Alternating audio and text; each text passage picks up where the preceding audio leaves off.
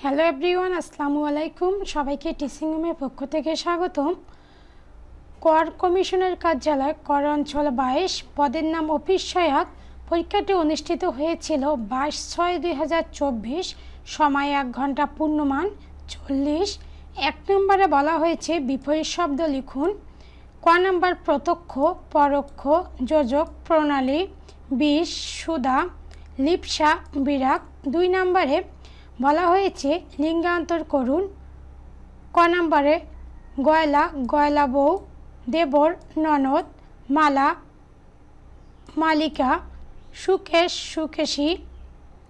3 নম্বরে বলা হয়েছে নিম্নলিখিত প্রশ্নগুলোর উত্তর লিখুন। ক নম্বরে মধ্যযুগের বাংলা সাহিত্যের অন্যতম নিদর্শন কি? উত্তর হবে শ্রীকৃষ্ণ কীর্তন। খ নম্বরে আমার সন্তান যেন দুধে ভাতে থাকে চরণটি কোন কাব্যের? উত্তর হবে অন্নদামঙ্গল কাব্য। গ নম্বরে রোমান্টিক পুনরুপাখ্যানের প্রথম কবিকে? উত্তর হবে শাহ মুহাম্মদ শগীর। ঘ নম্বরে বাংলার টপ্পাখানের জনককে?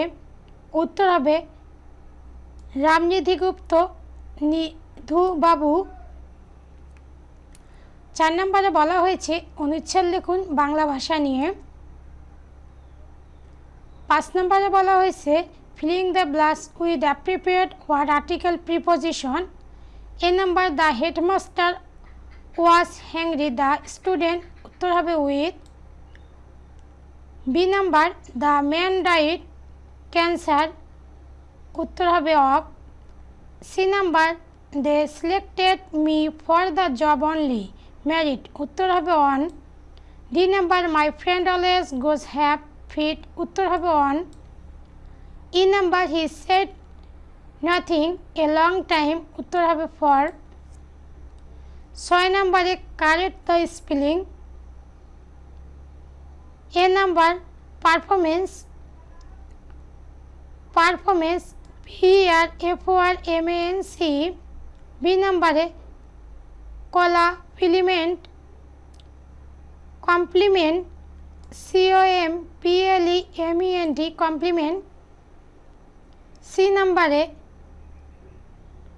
হেমাজিওনাইস, সঠিক হবে HOMOGENGOUS হেমোজিনিউস।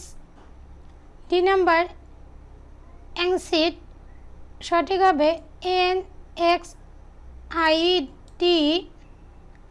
ই নাম্বার ইন্ডাকটিভ, সঠিক হবে INITIATIV ইন্ডাকটিভ।